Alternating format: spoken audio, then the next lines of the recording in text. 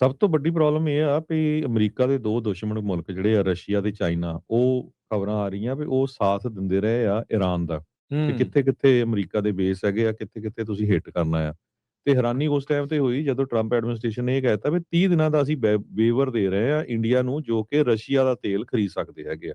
ਹੂੰ। ਹੁਣ ਤੁਸੀਂ ਦੱਸੋ, ਇੱਕ ਪਾਸੇ ਤਾਂ ਰਸ਼ੀਆ ਤੇ ਯੂਕਰੇਨ ਦੀ ਜੰਗ ਲੱਗੀ ਹੋਈ ਹੈਗੀ ਆ, ਜਿਹਨੂੰ ਅਮਰੀਕਾ ਪੂਰੀ ਸਪੋਰਟ ਕਰ ਰਿਹਾ।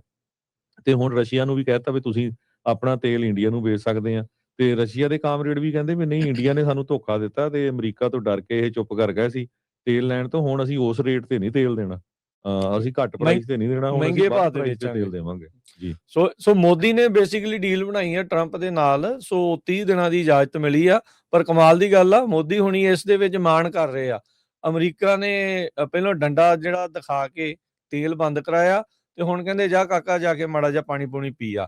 ਸੋ ਉਹ ਹਾਲ ਜਿਹੜਾ ਉੱਥੇ ਬਣਿਆ। ਇੰਡੀਆ ਦੇ ਵਿੱਚ ਖੜ ਕੇ ਯੂਐਸ ਦੇ ਜਿਹੜੇ ਅਫੀਸ਼ੀਅਲ ਸੀ ਉਹ ਉੱਥੇ ਕਹਿ ਰਹੇ ਸੀਗੇ ਵੀ ਹਾਂ, ਇੱਕ ਹਿਸਾਬ ਦੇ ਨਾਲ ਅਸੀਂ ਤਰਸ ਦੇ ਆਧਾਰ ਦੇ ਉੱਤੇ ਇਹਨਾਂ ਨੂੰ 30 ਦਿਨਾਂ ਦੇ ਲਈ ਜਿਹੜੀ ਉਹ ਮੋਹਲਤ ਦੇ ਰਹੇ ਆ ਰਸ਼ੀਅਨ ਤੇਲ ਜਿਹੜਾ ਉਹ ਖਰੀਦਣ ਦੇ ਲਈ।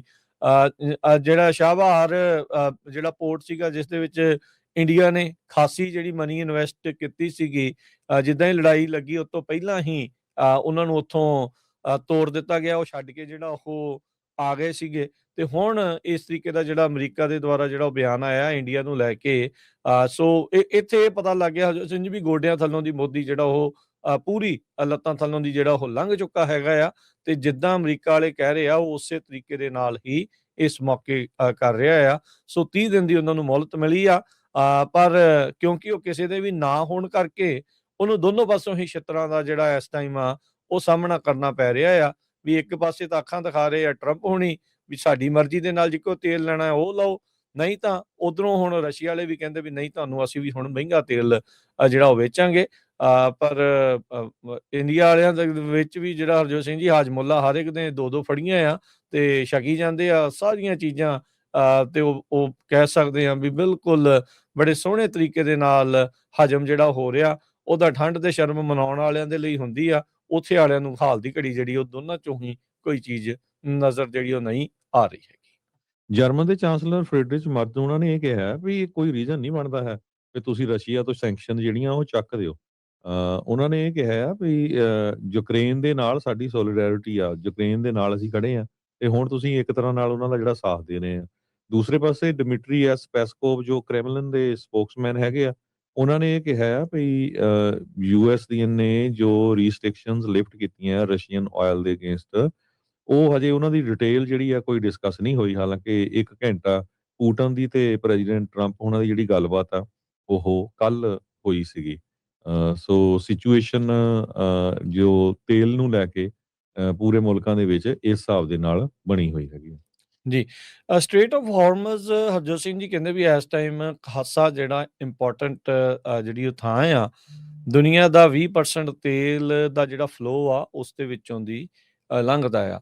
ਸੋ ਕਹਿੰਦੇ ਵੀ ਜੇ ਈਰਾਨ ਦੇ ਨਾਲ ਇਹ ਵਾਰ ਹੋਰ ਐਸਕੇਲੇਟ ਹੁੰਦੀ, ਜਿੱਦਾਂ ਟਰੰਪ ਉਹਨਾਂ ਨੇ ਕਿਹਾ ਵੀ 20 ਟਾਈਮਸ ਹਾਰਡਰ ਅਸੀਂ ਤੁਹਾਨੂੰ ਜਿਹੜਾ ਉਹ ਹਿੱਟ ਕਰਾਂਗੇ, ਤੇ ਦੁਨੀਆ ਦਾ એનર્ਜੀ ਚੋਕ ਪੁਆਇੰਟ ਜੇ ਉਹ ਬਣਦਾ ਆ, ਤਾਂ ਉੱਥੋਂ ਜੇ ਤੇਲ ਦੀ ਆਵਾਜਾਈ ਰੁਕਦੀ ਆ ਤਾਂ ਨੁਕਸਾਨ ਜਿਹੜਾ ਹਰ ਇੱਕ ਪਾਸੇ ਨੂੰ ਜਿਹੜਾ ਉਹ ਬਹੁਤ ਜ਼ਿਆਦਾ ਹੋਊਗਾ।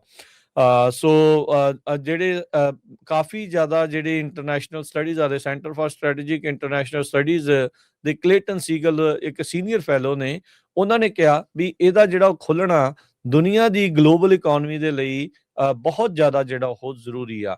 ਟਰੰਪ ਉਹਨਾਂ ਨੇ ਕਿਹਾ ਸੀਗਾ ਵੀ ਜਿਹੜੇ ਵੈਸਲਸ ਆ ਉਹਨਾਂ ਦੀ ਇੰਸ਼ੋਰੈਂਸ, ਉਹਨਾਂ ਦੀ ਸੁਰੱਖਿਆ ਦੇ ਲਈ ਅਸੀਂ ਜਿਹੜਾ ਉਹ ਅੱਗੇ ਆਵਾਂਗੇ, ਪਰ ਹਾਲ ਦੀ ਘੜੀ ਉਹ ਕਿੱਦਾਂ ਕਰਨਾ ਹੈ, ਕਿਵੇਂ ਉਹ ਹੋਊਗਾ, ਉਸ ਦੇ ਬਾਰੇ ਕੋਈ ਪਲਾਨ ਆ ਉਹਨਾਂ ਨੇ ਕਨਫਰਮ ਨਹੀਂ ਕੀਤਾ ਹੈਗਾ। ਤੇ ਈਰਾਨ ਵਾਲੇ ਲਗਾਤਾਰ ਜਿਹੜਾ ਉਹ ਕਹਿ ਰਹੇ ਆ ਵੀ ਭਾਈ ਜੇ ਤੁਸੀਂ ਇੱਧਰੋਂ ਲੰਘੇ ਤਾਂ ਅਸੀਂ ਸਾਰੇ ਜਿਹੜੇ ਆਇਲ ਟੈਂਕਰਸ ਆ ਉਹਨਾਂ ਨੂੰ ਅੱਗ ਜਿਹੜੀ ਉਹ ਲਾ ਦੇਵਾਂਗੇ, ਉਹਨਾਂ ਨੂੰ ਡਿਸਟਰੋਏ ਕਰ ਦੇਵਾਂਗੇ। ਸੋ ਉਸ ਡਰ ਖਣੋਂ ਆਇਲ ਟੈਂਕਰ ਜਿਹੜੇ ਉਹ ਲੰਘ ਵੀ ਨਹੀਂ ਰਹੇ। ਉਹਨਾਂ ਨੂੰ ਇਹ ਵੀ ਪਤਾ ਵੀ ਭਾਈ ਜੇ ਨੁਕਸਾਨ ਹੋ ਗਿਆ, ਇੰਸ਼ੋਰੈਂਸ ਤਾਂ ਆਲਰੇਡੀ ਜਿਹੜੀ ਉਹਨਾਂ ਨੇ ਬੰਦ ਕਰਤੀ ਆ, ਉਹਦੀ ਭਰਪਾਈ ਵੀ ਜਿਹੜੀ ਆ ਕਿਸੇ ਪਾਸੋਂ ਵੀ ਨਹੀਂ ਹੋ ਸਕੂਗੀ। ਸੋ ਇhtiyati ਤੌਰ ਦੇ ਉੱਤੇ ਟੈਂਕਰ ਜਿਹੜੇ ਉਹ ਪਿੱਛੇ ਹੀ ਰੁਕੇ ਪਏ ਹੈਗੇ ਨੇ।